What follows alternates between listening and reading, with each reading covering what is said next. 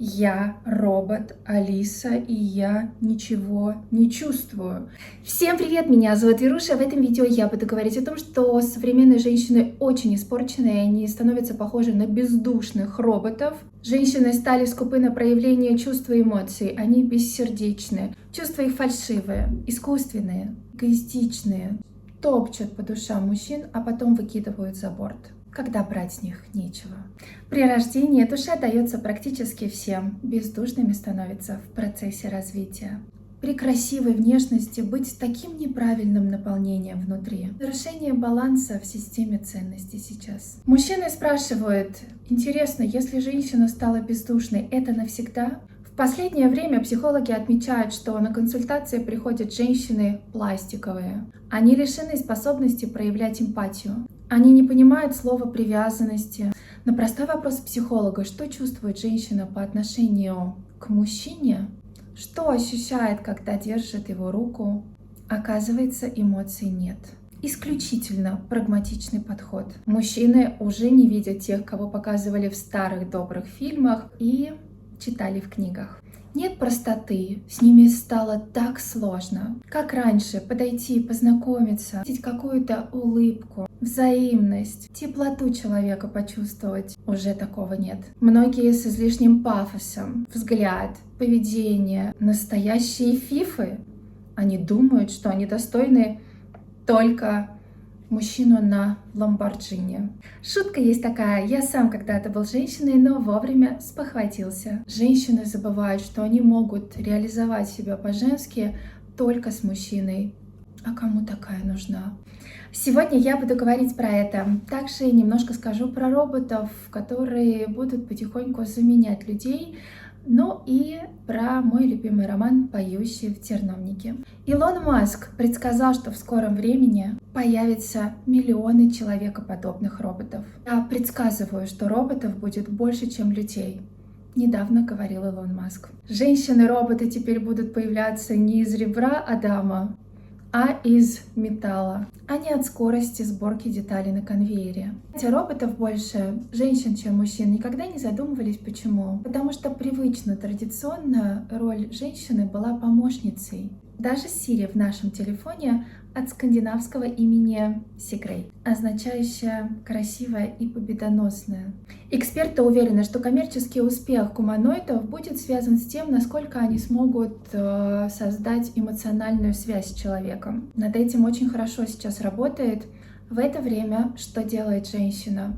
Она, наоборот, отдаляется от мужчин все дальше. Эмоционально она холодна, закрыта, бездушна. Девушка-студентка закончила учиться и хочет пару лет потусить на Бали.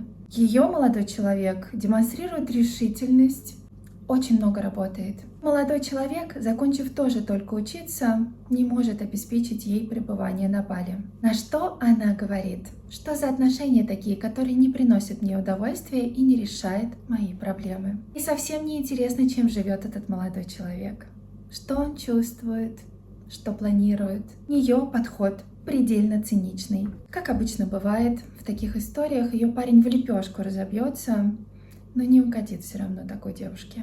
Потом она сказала, что ей мама дала наказ найти человека, который будет обеспечивать все ее желания. Такие девушки, которых сейчас очень часто можно встретить среди молодежи, от них не веет тепла. Чувственность, как психологическая особенность, имеет специальное название — алексемия.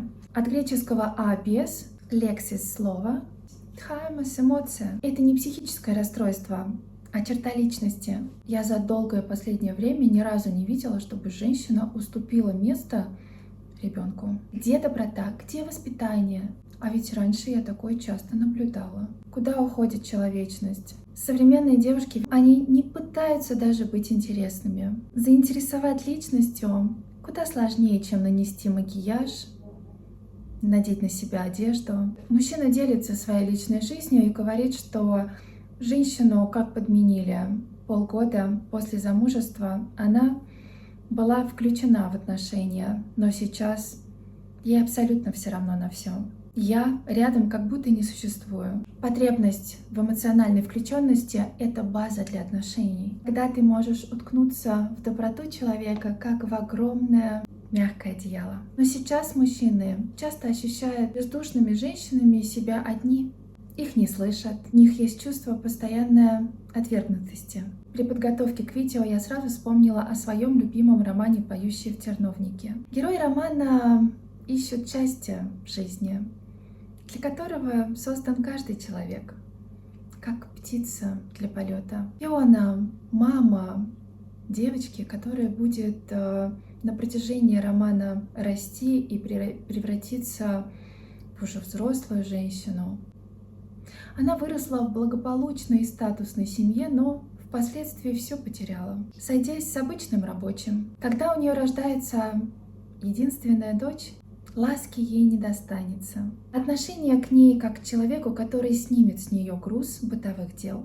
Что такое дочь, говорит Фиона священнослужителю? Это просто напоминание о боли. Младшее подобие тебя самой. Обреченная пройти то же, что и ты, тянуть лямку и плакать теми же слезами. Мне даже жалко сейчас современных женщин, которые ничего не чувствуют, упускают возможность жить насыщенно, любить. Дорогие женщины, будьте более открытые. Снимайте уже все свои маски скорее. Ничего хорошего от этого не выйдет. Разобщить этими роботами и всем искусственным. Сейчас мужчина и женщина, наоборот, должны объединяться. И люди все больше должны сейчас проявлять свои человеческие, самые лучшие качества, чтобы победить все плохое, что сейчас происходит на Земле. Женщины этого не понимают, жают гнуть свою линию. Да, они упрутся в стену своими рогами и поймут, что выхода нету, кроме как начать меняться. Тогда просветление и настанет. Всем спасибо большое за внимание. Увидимся в следующем видео. До новых встреч. Пока!